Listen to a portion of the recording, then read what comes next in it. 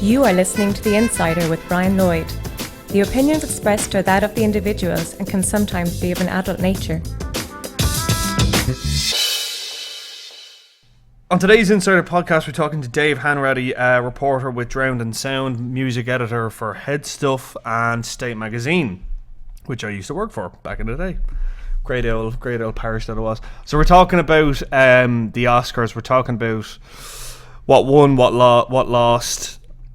In general terms, though, and we were just saying this before we went on air, was fairly predictable, wasn't it? Yeah, it was very, very tame altogether, I thought. I mean, like, apart from, as you were saying, kind of off mic, Mark Rylance getting in over Stallone, nothing really. I mean, like, it was incredibly predictable. I didn't watch it live, did you? No, I didn't watch it live either. No. I checked the results the next day, like, on my phone on the way to work, and I was like, yeah.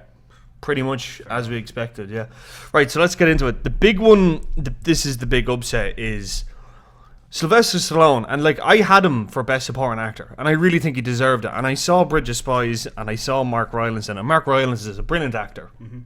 Have you seen Wolf Hall? Yeah, it's good. It's brilliant, isn't it? Good, yeah, it's very, very good. He's excellent in it. He is excellent in it. He's the best thing in it. Yeah.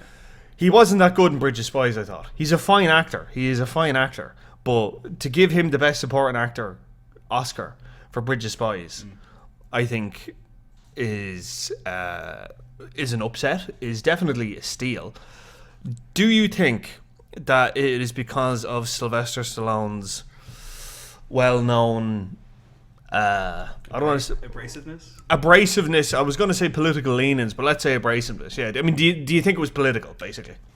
Possibly, but I think more to the point, I think it's a case of Mark Rylance is a class act for the Oscars to hold up there and be like, look at this great regal British theatre actor that we've given this honour to, and his speech was really classy, and like he started off by talking about how much he likes stories, and it was all very kind of like, you can imagine that they'd eat that up with a spoon. Of course, yeah. Stallone is obviously a bit more of a tricky character, and I think also his role is a lot more showy. Stallone's, even though I don't think he overacts it or anything. Yeah, I think he nails it. I think it's a great performance, but it's that's a character with a lived-in history, and you're giving him this kind of end-of-the-road situation, and like I say, he pulls it off incredibly well. But I think Mark Rylance is the more kind of like, we're the Oscars, we're classy.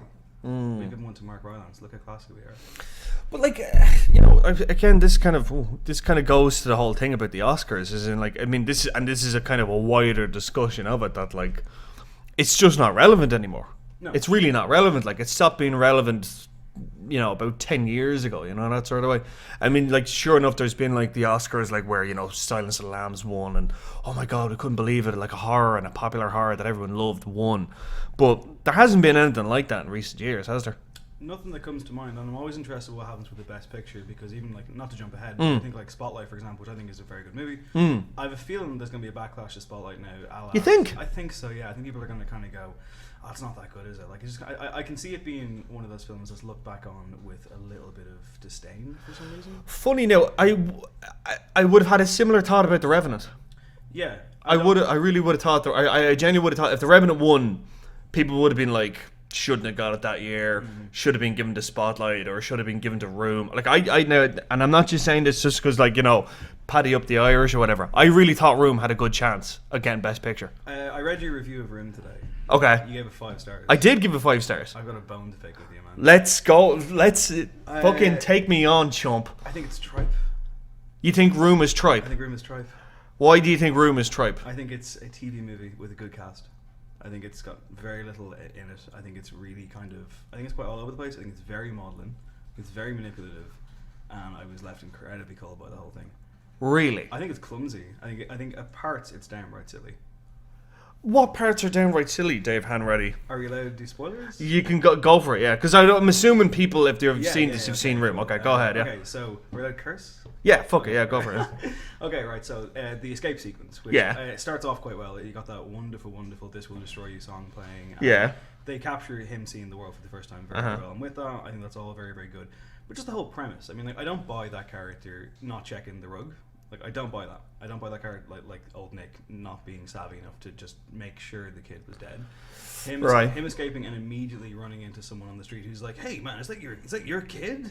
Is that a note? Have you got a note for me, kid?" I was like, "What is this? Like, this is so written Then the cops that show up. The cops, yeah, I'll give you that. The cops I thought were a little bit like, that was bad. Yeah, I'll give you that. That was a weak spot, definitely. Yeah. For anyone who hasn't seen Room, there's two cops and one of them might as well be a cartoon character. Yeah. And he's like, this kid's obviously on drugs, but she's listening to him. And I kind of was like, this is really, like this is written in block capitals. Like I really thought those scenes took me out of the movie, and I didn't really get back into it. I think it's fine. Okay, tripe might be a bit over the top. It's clearly a well-made film. Okay. But I do think that it's very, very weak, and I do think it's quite all over the place. And even like the connection points of like, oh, she's out of one prison but into another, and like even stuff like the doctor giving her like a full thing of pills. I'm like, this is just, it's all the plot elements that come into that film are just so cheesy, you know. I didn't feel it, and the ending, him saying goodbye to the thing, I was like, nah, I'm ready for this to be over. I know I'm in the minority on this. I don't know how you gave it 5 stars. Well, I don't know how. I'll leave now. Okay? No. I take your points. I do agree with you. I do think that scene with the cops was like, okay, like, yeah, this is a bit, you're hammering the point hard here. That actor that they got to that bit, yeah, definitely, I will give you that. But I thought in the context of everything, I thought in terms of Brie Larson's performance, I thought of Jacob Chamberlain, I thought he was fantastic, and I thought cinematography was excellent. I thought Stephen Rennick's score was gorgeous. I thought score was terrible. I thought score was really all over the place, like tonally. It really got in the way. I thought like odd comparison here, but like Prometheus, for example, and we had this conversation. Yeah, Mark Streitenfeld. Yeah, it's not that the music is bad. Mm-hmm. In the placement of this film, I don't think it works at all. I thought it was just too plink plonky, and like the ending music as well was just. Yeah, no, man. It just, no. That's surprising. Shit. I'm not going to not like it. No. I mean, you were genuinely the first person I've talked to that's seen Room and didn't like it. Yeah. That's interesting. Okay. So we were talking about Best Picture there, and you think Spotlight is going to be looked back on as a sort of a lesser kind of. I think so. I mean, I think it's a good film. I don't think it's brilliant. I think it's quite. It's soft, maybe. Yeah. Like, it's kind of like, you know, it doesn't really. I think it pulls its punches. It hits them when it needs to. The ending kind of text crawl where, you know, it reveals the rest of the world and how it all factors in. That scene with Rachel McAdams and her grandmother. Yeah. That's effective. It's an effective film. It's not one to have a bag of popcorn at. Like, you know, no, of course. Yeah. But I mean, yeah, I don't know. I kind of feel like it's a bit loose around the edges, and I wonder if it comes under scrutiny. You know, if, like, I was going to say website like The Dissolve, but unfortunately that's no longer with us, was to kind of look at it again in 5 years' time. I kind of wonder, like, will it hold up?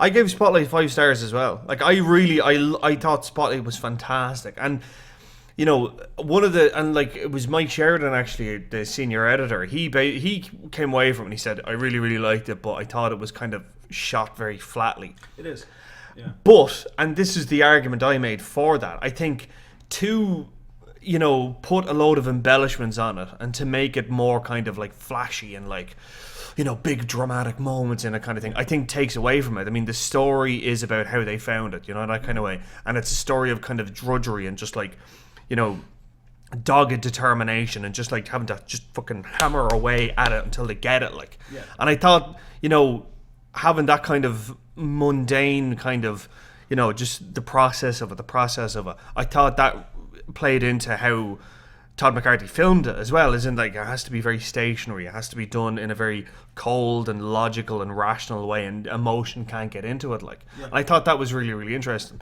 I'll put a question to you. Who do you think should have won then? For best film? Yeah. Well, that's a good question. See, I've got a problem with the Oscars having like 9/10 films up for best film. I know it gets more people seeing films like Room, so in that regard it is a positive. But I mean, like, you know, I've been watching the Oscars, as I'm sure you have. Yeah, of course. Since we were kids, so like, you know, you're kind of like, oh, these are the best 5. Really kind of narrows it down. That is a good. I do think Spotlight should have won. I do think Spotlight should have won, but I think it was a fairly like weak enough playing field.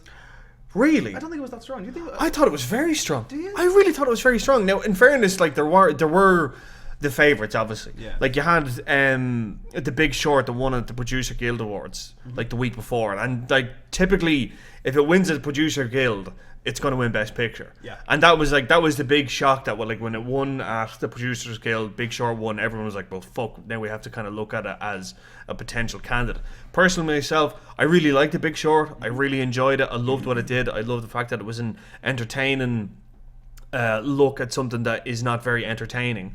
Best Picture, I wouldn't have seen it. I definitely wouldn't have seen it. Spotlight obviously, was in there. Revenant obviously in there. I think fucking Mad Max should have got in there. I think Mad Max should have been more of a. I'd like to see Mad Max win simply for to kind of honor the work that went into Yeah. it. The fact that it's an incredible spectacle. The fact that George Miller at 70 years of age is still an incredible force. Yeah. I don't think it's as enjoyable as on a second viewing, but I think it's an incredible achievement. Yeah. The Revenant is also an incredible achievement. I mean, like, that's kind of how I remember. I came out of The Revenant, and one of my friends was like, "How was it?" And I was like, just some of the greatest cinematography you're ever going to see, unbelievably committed performances, exceptional realization of what they were doing, and then he was kind of like, "Well, it sounds like there's a butt coming here." And I was like, "Well, yeah." In as much as I think Iñárritu in general leaves me quite cold. I didn't like Birdman at all. I thought it was very well made. But I came out of it like going, "Oh, that was kind of just very smug," and I think it was way too proud of itself. Yeah. I think The Revenant is kind of similar-ish. I think it's a very fine picture. The word that keeps getting thrown around by Mark Kermode and others is muscular, and it definitely suits it. Yeah. But I kind of was like, yeah, okay. I mean, that was 2.5 hours. Like that was really, really well done. Did I enjoy it? I don't think so. Mad Max, I think, is a great thrill ride, and that's not to denigrate it. No. It's very, very well put together. Like to the point where I've never seen anything like it. No. Like flat out, and for that alone, I kind of think for the uniqueness of it, and just the kind of. And there's there's some really good stuff in that. Obviously, Charlize Theron's character's arguably the lead of that movie. I think she should have been nominated for. Yeah, what the fuck happened there? Best actress. Yeah, we'll get to that. Yeah, that was kind of like a real obvious kind of like. But this is the problem. Comedy and action rarely. Get properly honored. Yeah. You could argue The Big Short is up there, but it's more of a drama, and it's kind It of. is. But it's delivered, with kind of a rictus grin. Yeah. Right, let's talk about the film that we were talking about before that should have been nominated, Sicario. Oh man. Now, okay, if let's say it was reheld tomorrow, and Sicario got nominated, do you think it should have won Best Picture? Would you have put if it was nominated this crop of films against the current crop? Well, if we were stretching the ballot to 10, I'd actually like to see It Follows on there as well. You'd seriously put It Follows in for a Best Picture as the 10th, as the outlier, as kind of like a nod, like the one that gets nominated but is never going to win. If you're going to allow for 10, because they've had 10 before. Yeah, they have. They've got 9 all of a sudden. There was one year where it was 8. Yeah, and every year, and there are these films that come in. I think was Ex Machina up for? No, it wasn't up for Best Picture. I don't think. Right, okay. Well, I don't think so. If it wasn't, well then maybe that should be over. It follows. But no. To answer your question. Yeah. Do I think that Sicario should have won Best Picture? Yeah, I do. Really? I do, yeah, because I think it's again a la Mad Max. It's like nothing else I've seen in a long time. Yeah, flouts with convention. It takes characters that you expect to have a bigger role in proceedings, and it completely pulls the rug out from under you. And it does so in a very, very unforgiving way. There's a lot of think pieces that were generated about Emily Blunt's character in the movie, which I don't really agree with. I kind of feel that her character is the audience surrogate. She doesn't know what the fuck is going on. Yeah. Either, and that's the beauty of it. So yeah, I think Sicario was robbed in many respects, and yeah. I'd love to have seen it up there, see it win. Yeah, never gonna happen. No, see, and again, this is the problem with it, because I've said this repeatedly. Like my top 3 films of the year. Number 1 was Mad Max. Okay. Number 2 was Sicario. Number 3 was Force Awakens. But Sicario, don't give me that look, okay? I enjoyed it. Yeah, whatever. Anyways, but yeah, Sicario was brilliant. But I knew as I was watching Sicario, I was thought, this is fucking incredible. I have never seen a film like this. This is gorgeous. This is action. This is violent. This is drama. This is sexual politics. This is everything. This is fantastic. There is no fucking way in God's green earth this is going to get nominated by the Oscars. No. It'll just never going to happen. Never going to happen. But it is a brilliant film. And then again, this kind of goes back to my point. Who honestly gives a shit about the Oscars anymore? Because I was watching before we started. I was looking at a piece. I think it was on either Uproxx or one of them anyway. But it basically said that the Oscars fell to an 8-year low in ratings. This year or last year? This year. Oh, really? This year, an 8-year low, you have all these controversies like Oscar So White and Jada Pinkett Smith's boycott and all these sort of things. I mean, sure enough, it's a prestige thing, absolutely, and everyone wants to win an Oscar. But outside of us film nerds and celebrity gossip pages that need the frocks and all this kind of thing, who honestly gives a shit about the Oscars, realistically? Yeah, I mean the ceremony itself is an afterthought. Yeah, it's just like an industry backslapping event. Yeah. Really. And it's also a case of like, you know, there's a lot of stuff going on behind the scenes. Harvey Weinstein and others are sending exorbitant gifts to Academy members. There's campaigns for actors and actresses every year where you're kind of like, well, you know, it's great to see this person nominated, but they don't have a fucking chance because they're not part of the machine. Yeah. And, you know, it's kind of rare that like something of genuine craft, talent, uniqueness, and intrigue wins out over what is chosen to be a front runner. Yeah. And I think, yeah, I mean, I think, you know, for example, I wonder what the ratings were for, say, the red carpet. Oh yeah, I'd say they were the big. I'd say that I would bet actually they had more. They must have. It's like and Entertainment Tonight and all them had it. Like, yeah. All right, let's talk about Best Actor. Obviously, Leonardo DiCaprio, he was gonna win it. I mean, like, there would have been fucking riots if he didn't win it. I almost wanted to. I'm a big DiCaprio fan. Yeah. I always have been. I think he's fantastic. Delighted that he won. However, I almost wanted him not to win just to see like the absolute fucking uproar that would have occurred. The meltdown. Like, I mean, this is such a weird one though. I mean, like, I was looking this up. I was like, I thought he was nominated more than he was. He was nominated 5 times. Yeah, so I thought he was nominated for The Departed, but what happened there was, again, weird kind of industry politics. It was it was between him and Matt Damon. Yeah. And what they did was they put, I'm not sure if it was the same distribution company or the same whoever it was, but he was up that year for Best Actor for Blood Diamond. Yes. And then, so the Departed performance was just shelved. Yeah. Which I think is the finer performance. Yes, very much so. By a good. I think he's pure electricity in that film. I think he's fantastic. I think Matt Damon's great in it too. That's a much harder performance to kind of get across. But yeah, so right, he doesn't win for Blood Diamond. Grand, shouldn't. Fine, shouldn't have won for that. Yeah, didn't win for The Aviator. I can't remember who he's up against, but that's a terrific performance. That was a terrific performance, and I think that one was the one he was robbed. Yeah, who won that? I don't know. See, this is it. I can't even. A horrible film he was up against, like Johnny Depp for Pirates of the Caribbean, who didn't win. No, but, it like, was. He was I'll look it up. We'll look it up. Yeah. What else is he up for? He's up for Wolf of Wall Street, which I'm delighted he didn't win for that. Cause I think that film's a hateful piece of shit. Yeah. And what else was he up for? One more? He said 5. I think it was 4. This was the 5th, if it was. No, was he not up? What's Eating Gilbert Grape? Correct. Yeah, that was it. And he was too young for that. Yeah, so. I mean, you can't necessarily say the man was absolutely robbed in snow, but there's just this weird cult that built up around it. Yeah, of course. And you know, I kind of wonder how many people have even seen his entire filmography, respect him as an actor. Is it just because he's cool, and he's in films like Inception, which are massively popular, and it just became this thing and became this momentum. So it's probably good that it's done. Does he deserve it for The Revenant? What constitutes deserving an Oscar? I think at this stage people have heard more about how hard it was to make The Revenant than watch The Revenant. So I guess if you want to talk about an actor committing himself to a project, cool. I guess he deserves it. Yeah. But he was up against a fairly Yeah, I'll give you that. Yeah, although, he was. I have to say, I really, really, really enjoyed Michael Fassbender and Steve Jobs. Yeah, I thought he was very, very good in Steve Jobs. I think Aaron Sorkin's script was doing a lot of heavy lifting for him, though. Yeah, it was. It was definitely doing a lot of heavy lifting for him. But yeah, I would agree with you on the best actor field. Yeah, it was a shallow pool. Yeah, definitely. So hang on, it was him, Fassbender, Bryan Cranston for Trumbo. For Trumbo. Seen Trumbo? I actually watched Trumbo the other night. It's good. It's all right. Is he good in it? He was okay in it. Right. He was nominated because Blacklist and the Oscars, that kind of thing. But he was nominated for his his performance was fine in it. Mm-hmm. I could see why they would nominate it. I could see why it didn't win and didn't have a chance of winning. But he was fine in it. He was very, very good in it. Sure. And who are the other two? Eddie Redmayne for Danish Girl, I would say. Christ, yeah. And God.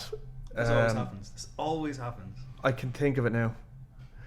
Matt Damon for The Martian. Yeah, Matt Damon for The Martian. That's right. Yeah. Matt Damon for The Martian. And again, fine in it, but an enjoyable performance. Yeah. Kind of gets you into the character, gets you liking the character straight away. But yeah, that just goes to show you. Not a great. No, it wasn't a great year. Definitely not. Not again. I thought the best picture pool was very strong. I thought best actor pool very, very, very shallow. Yeah. Right, let's move on to Best Actress. Brie Larson, again, she was another Leonardo DiCaprio in the sense that it was pretty much kind of guaranteed that she was going to win going into it. And again, you could argue she was in quite a shallow pool, but to bring Sicario back into it, I think if Emily Blunt was nominated for that, I think Brie Larson would have had serious competition. Well, in as much as she should have had serious competition, but again, as you say, shallow pool. Yeah, shallow pool, and also Brie Larson was kind of it's decided. Yeah, it felt like she was coronated. This run is happening. She's going to sweep the board, and it is. Again, whatever my misgivings about that film, I've no misgivings about her performance. I think it's an excellent performance. Commits to the character. the character is far from likable. Yeah. It's not just your standard, like, you know, like whatever. Like, there are hard moments in that film that she completely sells and doesn't oversell it. Yeah. Great actress. She's excellent in Short Term 12. Yeah. Good comedic actress. I look forward to seeing what she does next. Yeah, Emily Blunt. I mean, you could argue though, could Emily Blunt have been supporting given the nature of Sicario? Probably not. Possibly. There's always that weird kind of, you know. Yeah. But no, I thought, a fair enough result there. Yeah. I do think Saoirse Ronan's very good in Brooklyn. Yeah, I thought she was great in Brooklyn. I definitely do think she was great in Brooklyn. But I remember when I saw Brooklyn, I said, she's fucking got she's got the Oscar now. Yeah. And then people were saying, oh, Brie Larson, you got to see Brie Larson in a room. I was thinking, right, okay, I'll go watch Brie Larson. Watched it, came out of it, I said, well, no, it's fucking Brie Larson now. There's no one's going to be her. And then there was the other actress was Rachel McAdams in Spotlight, wasn't That's it? supporting. No, supporting. Sorry, there was another one. Charlotte Rampling was... Charlotte Rampling for 45 years. Yeah. No. And especially not after her comments. After all that shit, no, Jesus, absolutely not. Who was the other one? There was... no, was it... No, I can't remember. But yeah, Shallow Pool, definitely. But again, as you were saying, Emily Blunt should have been nominated. Charlize Theron should have been nominated. Really should have been nominated. Yeah. I don't think Charlize Theron though. She was great in Mad Max. I don't think she was the best thing in it. I think Mad Max was like an ensemble. Which I mean by that is that like the technical stuff was brilliant, and obviously it won all in the technical stuff. Directing was fantastic. George Miller, fucking hell, he blew it out of the park. Everything was great about it. But I really do think if Emily Blunt was put in there, it would have been a serious fight. Sure. I really do think it would have been a serious fight. Let's just go through Best Supporting Actor, because I know we kind of touched on this. Sylvester Stallone. Like, okay. I feel like you're hurt about this. I'm very hurt. I really do. I loved Creed. I thought it was such a, like, warm-hearted... Oh, there we go. Sorry. Michael B. Jordan should have been up for Best Actor. You know? Yes. It's right there. Like amidst this whole controversy, Yeah. he's right there. Yeah. You know? And put that in as your 10th film. For Best. For Creed, yeah. Creed should have been there. Yeah, definitely. Yeah, like I really do think this. Like Sylvester Stallone, I thought he was fantastic in that. I thought it was, as you say, like it was a real bookend to the character, a real bookend to the career. Yeah. You know, here we are. Like he started there, and now he's here. Sure enough, he's had shit in between, absolutely. But who hasn't? And this is like, you know, his kind of validation, you know, that sort of... Do you think, something I never thought I'd say, do you think it was a bit too Oscar bait in as much as it's a film in which he gets sick and you're kind of like, okay, I mean, like, did you need that in that film for that character? I know, like, it works and they sell it very, very well and it gets you, but at the same time, didn't need it. Is it a bit... my first script. You know, and I know it's not the first script that the writer has written, but like, look, I think it's Rocky. It's a Rocky film. Yeah. So it's gonna be about as subtle as a fart in a bathtub, like, you know, that sort of way. Lean into the cliches. Yeah, but like, yeah, exactly. Yeah. Exactly. It's gonna be a little bit cliched, and it's gonna be a little bit hokey. But like, come on, like, it's a Rocky film. Like, it's gonna have all those. Yeah. Oh, it's not an art house film. No, not in the slightest. So, like, yeah, the bit where he gets sick in it, like, fair enough. But like, then again, like, it has a resonance, do you know, that sort of way? Like, my favourite bit in Creed was, and I thought it was fantastic, I remember seeing it, I was like, shit, that's amazing, when he gets knocked out and then he has the flashes of the original Apollo Creed and he just jumps up, and I was like, that's a fucking great scene. Yes, I get it. And like, sure enough, it's hokey and it's a little bit cliched and it's a little bit whatever, but in the context of it, it works. I think Creed's full of great scenes. Yeah. I think it's a really enjoyable picture. I think, like, you know, him running through the streets and kind of with the kids. Yeah. Like, Michael B. Jordan sells the shit out. He did, didn't he? Like, but he's we know how good he is. Anyone who's seen The Wire when he was younger, he was fantastic in that. Free Station, even like something like, you know, I know the much derided Fantastic Four. I think he was good in it. Yeah, he was. He tends to fit characters like a glove, and it's a shame that he wasn't nominated. He should have been nominated. He really should have been nominated. Ryan Coogler arguably should have been nominated. Like it's for best director, I think he should have been in there. Well directed film. Was Stallone robbed? I mean, okay. This category is interesting in as much as Christian Bale's in there for The Big Short. Yeah. Mark Ruffalo's in there for Spotlight. Odd one. I really enjoyed that performance. That's a performance with a capital P, but I loved it. I loved every second. Yeah. His twitches. He gets the showiest moment in the film. He does. Yeah. I love that bit in the film. The bit where he's with your man Carabedian and he's like, no, it's when he's it's time, Robbie. Oh yeah, that bit. Well, yeah, that was like the one bit. Like this is the bit they're gonna play in the Oscars. Yeah, that's the bit they're gonna play in the Oscars. Yeah, he's like, it could have been you, it could have been me. Like, I love that. That was a really good scene. That's though. crazy. No, yeah, in that film, as you said before, it's such a kind of low key. Yeah. Film. Oh no, it stuck out like a sore thumb. Jumps out, but Yeah. I loved it. I loved it. I think the film needed that. Absolutely. Yeah. You need at least one moment of pure exasperation, and Ruffalo, I think, was terrific. Like, I can totally see why somebody would look at that performance, and the first time he shows up, and he's kind of like fidgety and he's weird and he looks uncomfortable, and be like, oh fuck this, I'm out. Yeah. It was kind of like that when I saw The Master and Joaquin Phoenix showed up on screen the first scene. I actually sat there and I went, oh no, 3 hours of this. Yeah. I hated that film. But like Ruffalo, yeah. But this leads into a bigger problem for me. I don't think anybody should have been nominated for Spotlight. I don't think anybody. It's an ensemble for The Big Short. Exactly, it's an ensemble. It's an ensemble. Yeah. Chris Rock said it in his speech about why do we have male and female performances, which is a valid argument. Yeah. I think you could easily we'll get to that hopefully. But I think there should be an Oscar for ensemble performance. Yeah, absolutely should be. And like in that'd be very interesting. Like how that would shake out. Spotlight versus Big Short. Would you have 5 films a year though? That's the only thing, I suppose. And this is it. Like, it's the sort of thing as well that, like, you're gonna have these things where it's okay, Fiona, it's fine, you made enough noise, you're grand. But yeah, it is one of those things that, like, how many ensemble performances are there through the year? And how many good ones? Yeah. And not only that as well, is it the sort of thing that, like, if this category was made, like, would you see people doing it for the sake of it? Exactly, yeah. You would see that. Because, like, there were a lot of films last year that were just fucking being put out for the Oscars. Like Freeheld, that thing with Julianne Moore and Ellen Page. The Danish Girl. The Danish Girl was just so fucking obviously Oscar bait. Like, Jesus Christ. Massively. It was disgusting. Tom Hooper, is that the director? Tom fucking Hooper, He exists to go to the Oscars. Yeah. That's his whole goal in life, just to be at the Oscars and get. And he started on fucking Biker Grove. Did he? He started on Biker Grove. Tom Hooper started on Biker Grove. Fact check me if I'm wrong. Say it again. Tom Hooper started on fucking Biker Grove. Fact check me if I'm wrong. He fucking started on fucking Biker, and EastEnders as well, I think. You can see why he's trying very hard to leave that behind. Yeah, like that's it. Yeah, it's too fucking worthy. In the way that he has. Ugh. But no, sorry. Yeah, best supporting actor. I'm forgetting the 5th one yet again. I think either Samuel Jackson or Walton Goggins should have been nominated for Hateful Eight, by the way. I know you didn't like that movie. I did not like that movie at all. I quite liked it. Got problems for sure, and I thought Samuel Jackson is proof once again that if you give him a decent enough role, he does actually overcome it's just Sam Jackson shouting thing. I'm a massive Walton Goggins fan. I thought he was absolutely brilliant in the picture. Mm-hmm. But yeah, I guess I'd rather have seen Stallone win than Mark Rylance. Absolutely. Yeah. I think the Mark Rylance is a very good performance in as much as what he's doing. Yeah. The film requires him to do. Yeah. Stallone, for the like your heart wants to see Stallone win it. It's a shame, but ultimately, fuck it. I mean, I think the only person who's really heartbroken is Frank Stallone. Yeah, like his fucking rant. But like then again, like I mean, like if it's your, like if it's someone that close to you, like obviously you're gonna get a little bit fucking testy about it. That's what Twitter's for, baby. Yeah, this is it. Okay, right. Best supporting actress. I think Alicia Vikander. She was the best thing in The Danish Girl. I haven't seen it. Have you not seen it? No, I refuse to see it. Well, I'll tell you. I had to see it. I can't stand Eddie Redmayne. No, yeah. I'll tell you right now. She was the best thing in it. And when I saw she won, I was like, that's. I can see that she deserved it. Everyone expected Kate Winslet because again we have this thing where like momentum carries you through. Yeah. I desperately wanted to see Jennifer Jason Leigh win it. And that's actually that's it. Like as much as I like Kate Winslet in Steve Jobs, and she was fantastic in it. The accent works a bit tricky though. The accent was good. I thought the accent was good, but like she worked well as like the moral compass and like. Oh no, she's really good in it. Yeah. I find her accent work kind of kept coming and going.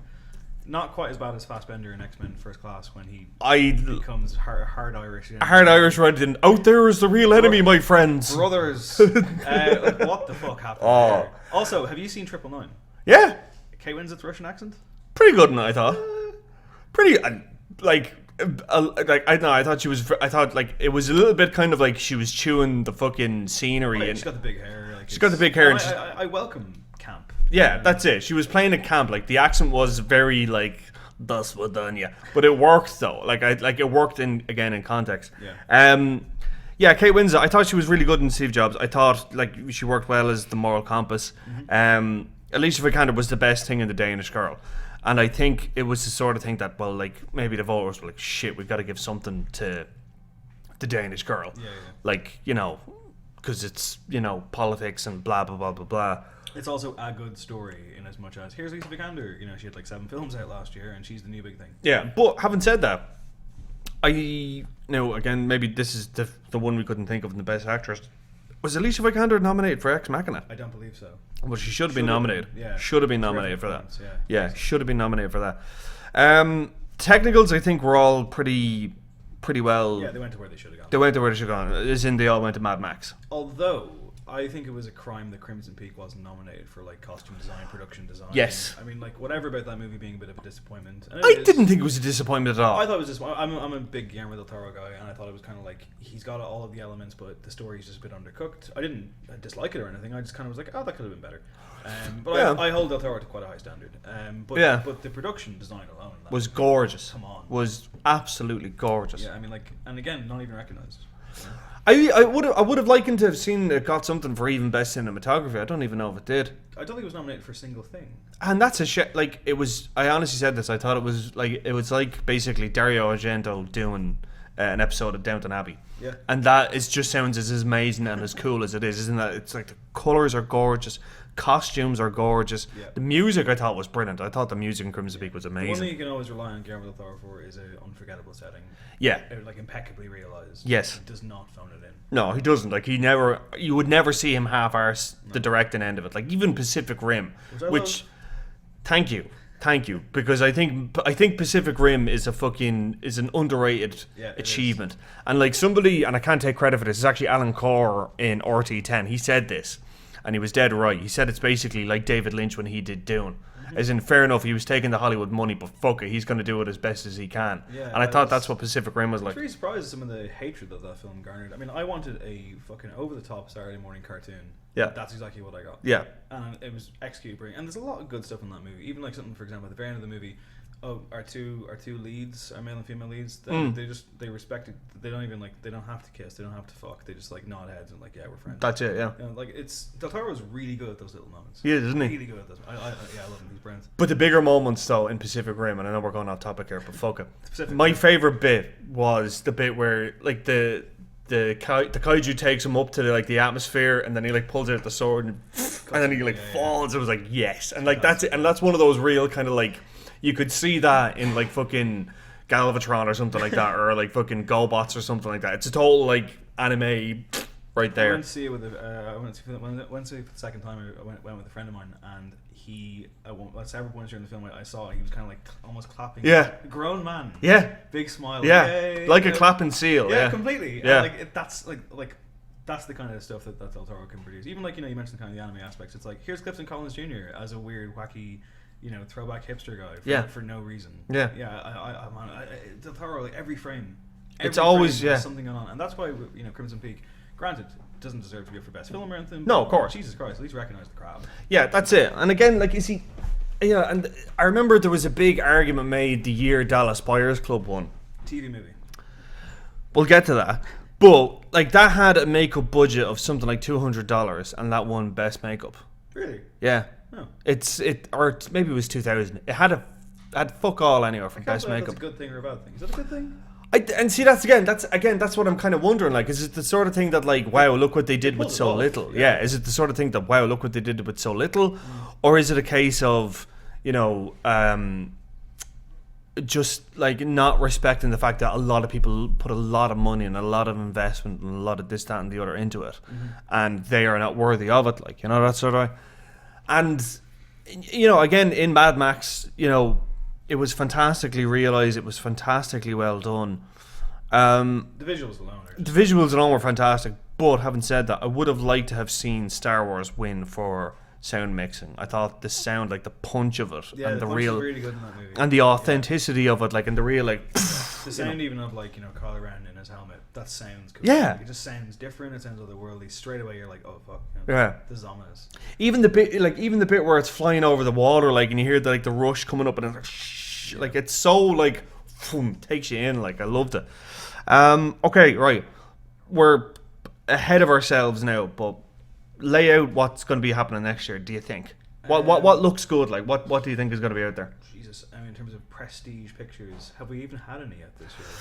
The only one I've seen is that thing, Free State of Jones. Haven't seen it. It's not out yet, but like it's the one where Matthew McConaughey's like the Civil War guy that like leads a township away from it and sets up his own country. It's the guy that did Hunger Games. Francis Lawrence? No, Gary Ross. Oh, he did the first one. Did the first one, yeah. He's doing it. I think that's going to be something interesting in there.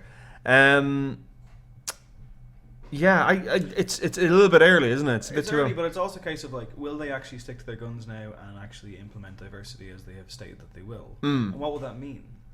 You know, like that's kind of like, it's really interesting in as much as the Oscars has never been under more public pressure and scrutiny, rightly so. Yeah. However, but like, how are they going to implement this?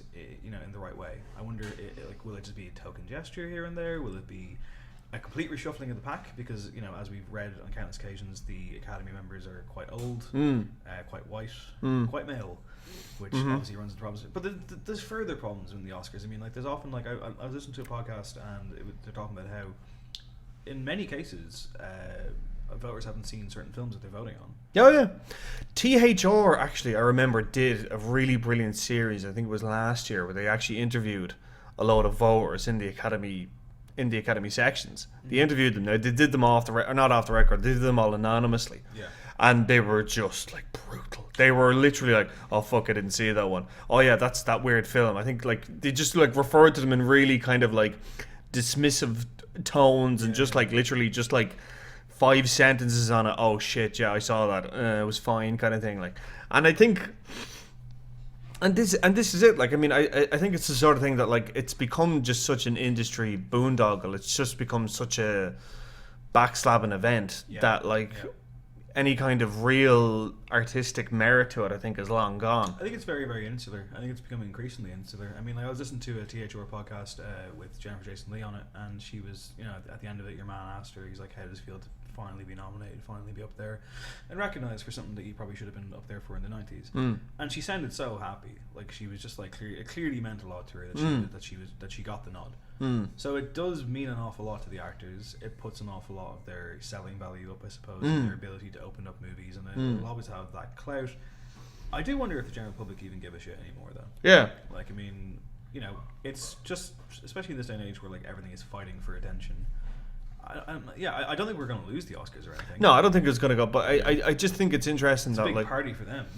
Yeah, I just think like I mean, and like I say, I've covered the Oscars, you know, and I've covered the Golden Globes, and I will always have more respect for the Golden Globes, even though the people attending it don't seem to have that much respect for it. Like, remember, like Denzel when he turned up for like when he got the whatever it was, Cecil B. DeMille Award. Yeah, the Cecil B. DeMille Award, and he was like, yeah, you know, like I was told, you know, we'll turn up, we'll feed them, we'll show them the movie, and then you're going to win the award. And sure enough, I won it that year. Like, he was really like dismissive about it, like, and did this on set and did this on the stage, like. But I think I'd have more respect for the Golden Globes than I would have for the Oscars, in the fact that, as you say yourself, like, the voting is very insular. It's very much a closed shop. Now, if these diversity things come through, which to be honest, I'm skeptical of. Yeah. I'm quite skeptical. But I would have more respect for the Hollywood Foreign Press Association, because I think, you know, there's an element of, you know, there are professional critics. You know, they see a lot of movies. They have to see a lot of movies. Yeah, you know, there seems to be a lot of kind of almost mutual respect from the actors when they win it. Like, when they thank the Hollywood Foreign Press, they really sound like they mean it. Yeah. You know, it doesn't sound like your standard, I want to thank the Academy. Yeah. It does sound like they know the films have been watched by people who... That's my point, yeah. So, that's my point, yeah. But at the same time, the Golden Globes don't have the same pulling power, the same clout. Like, they do have, you know, the red carpet, they do have the spreads, everything, but like... It's always thought of as like the lesser thing, you know. But it's the more funner thing, though. That's what I'm saying to you. You tend to get like a bit more crack at it. Like, you know, a bit more kind of off the cuff. So yeah, I don't know. Maybe. I mean, like, I'd be curious to know what the ratings for the Golden Globes are. I would be willing to bet good money that they're better than the Oscars. Interesting. I would think so. On the diversity front, though, does Chris Rock have a point when he says, "Why are men and women up against each other? Should it be best performance and then best supporting performance?" And if so, do you have 5 men, 5 women, or do you have 5 non-gender specific, and then you can have 4 guys up against 1 woman, or vice versa? I think if you get into that, like, it's...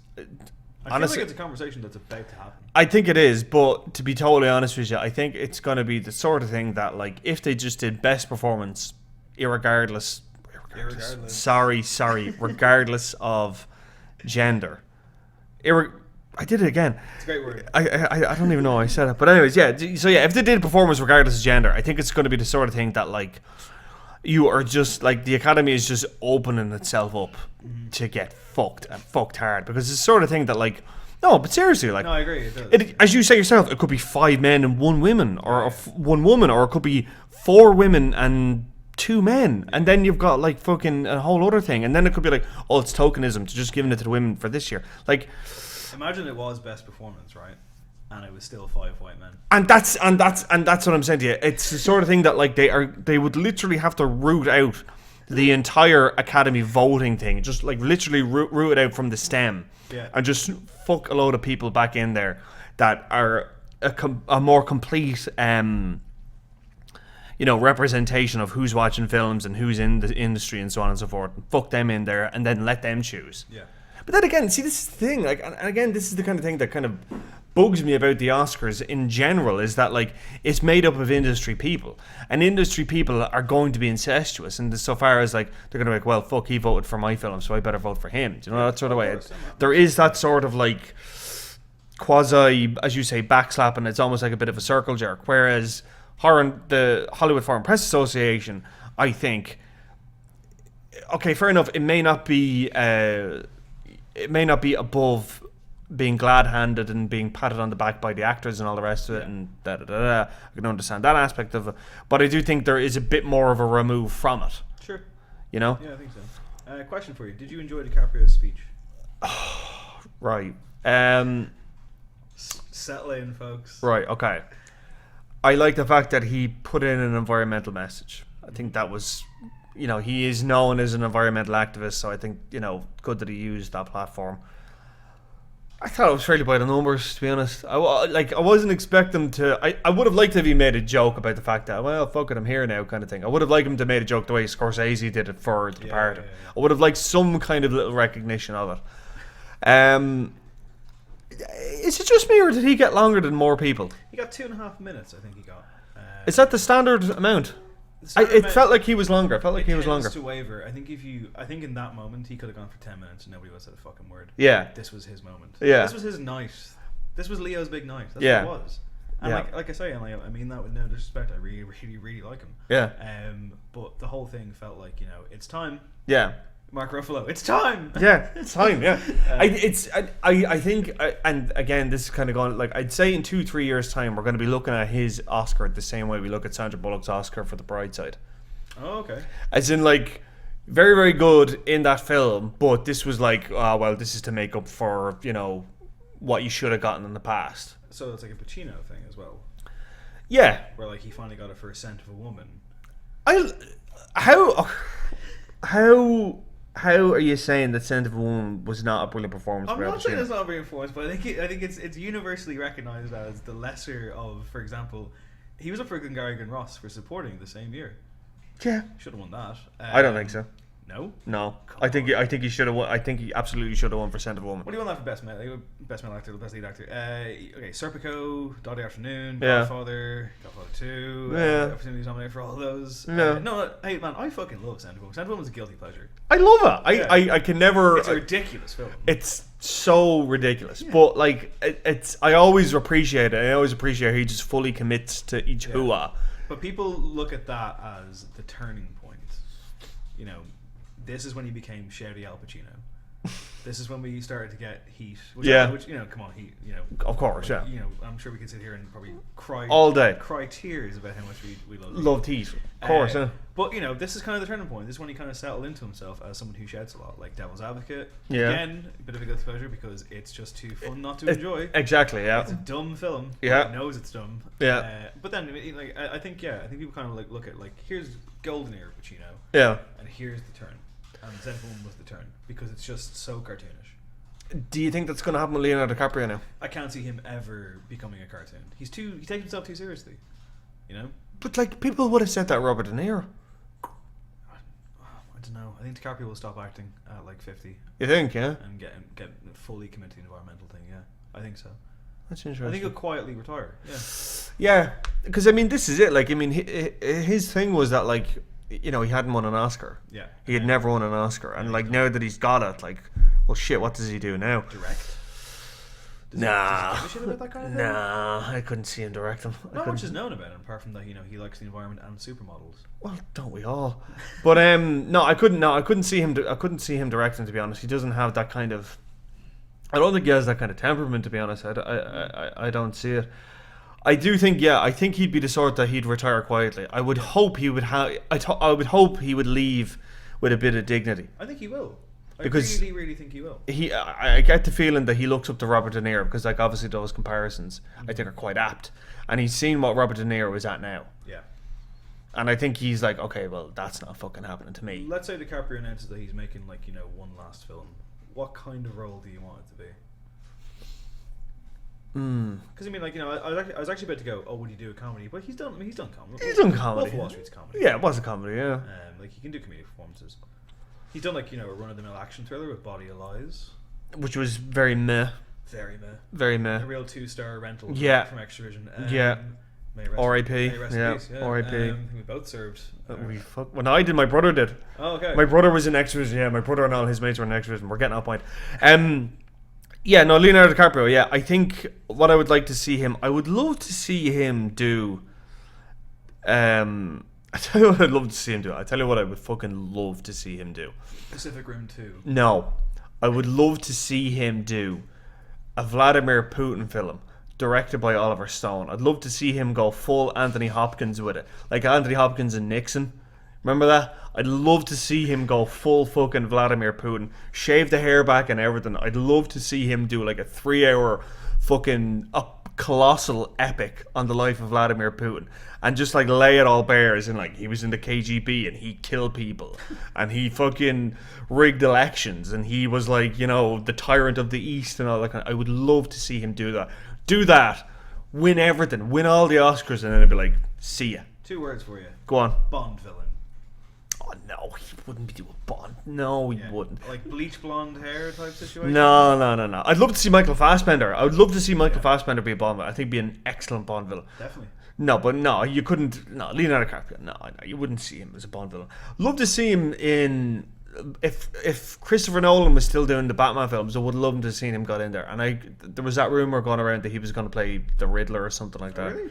Yeah, apparently that was going around. Yeah, it was Eddie Murphy or him apparently. But I would have loved to see him get in there. Okay, another question for you. Will Roger Deakins ever win an Oscar? He's the Gary Oldman of cinematographers. He must just hate going. I think it's the sort of thing that, like, I think enough people know that he is a genius. Yeah, absolutely. And that he doesn't need it. But I mean, he's been up 13 times or something. It's something fucking ridiculous. Yeah. Never won. And I think it's more closer to 30. No, I think it's like 13, 14. Like, it's a lot. It's a lot. It's an insane amount for someone who's never been honoured and yet continues to make films look insane. Yeah. I saw Hail Caesar the other day. It's incredible. Yeah. It looks gorgeous, but like what's interesting about it is that like it's so clearly marked between like, as in like, you know, when they're doing the bits for the film within the film Hail Caesar, it looks exactly like Ben-Hur, and then when they go and do like this kind of Laurence Olivier period drama thing, it looks like a Laurence Olivier period drama thing, and it's really well done. And obviously Skyfall was gorgeous. I cannot wait to see what he does with Blade Runner 2. I am fucking dying for that film. I just Dennis Villeneuve. Dennis Villeneuve could direct this Marty Whelan book right here, and I'd watch it. I would watch the shit out of it. Watch the fuck out of it. Yeah, I would watch the shit out of it. Blade Runner 2. If that gets released in time, like, because that's due for a 2017 release, I think. It's definitely not this year. No, it's definitely he's starting. They're starting filming it in the summer. Yeah. And yeah, I think Blade Runner 2, I think we could be seeing that for 2017 Oscars, I think. Really? I think They could. don't like sci-fi. They don't like sci-fi, but like then again, keep in mind that Gravity did pretty well. Gravity did pretty well, yeah. And as well, you've got Dennis Villeneuve, you've got Roger Deakins. Yeah. He should win it for, like, I haven't seen one frame of this film. I haven't seen shit on it. He should win an Oscar for Blade Runner 2. He should just like. They should just give it to him. They should just fucking give it to him. He fucking deserves it. Like, Jesus Christ. I know people are understandably skeptical about that film, but really? Well, it's Blade Runner like 30 years later, and it's, you know, but I think it's gonna be fucking great. Do you know I just what? don't see how it can miss. I like. You know, You've got them involved. Yeah, you've got Denis Villeneuve. Yep. You've got Hampton Fancher, who wrote the original fucking script. Ryan Gosling. Yep. Like, Can do no wrong. he can do no wrong. Harrison Ford. In there? Is he in there? He's in there. He's in the second half apparently. Okay, cool. I want it to be as brilliant as I have dreamed it to be. Throw in a Rutger Hauer cameo and I'm happy. No, wouldn't that be something? That'd be something else. No, wouldn't that be something? Holy shit. Okay, final thoughts. I mean, Award shows are bollocks. yeah, I think that's basically it, isn't it? Generally. Like they are. I feel they're getting less and less relevant. I mean, I tuned into the Brit Awards recently, and I was just like, what's the point of this? It was basically just like a fucking concert. Yeah, I feel like it's an excuse to have a thing. Yeah. You know, these things that happen around it, and again, the Oscars will always kind of generate buzz to make money for films. I wish they go back to having 5 for Best Picture. I wish they'd find a way to streamline the whole event in general. They're probably not going to. It's an indulgent situation.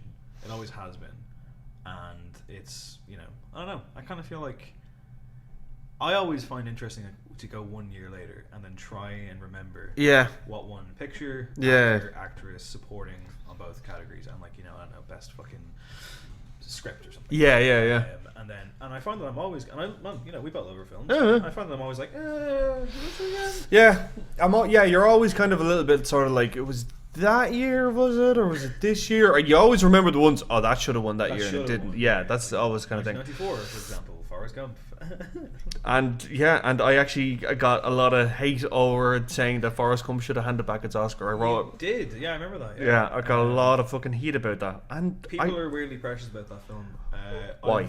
I don't know. I remember saying to someone, I was like, it's got a fucking horrible message, and they were like, what do you mean? And I was like, well, you know, it's conform or get AIDS.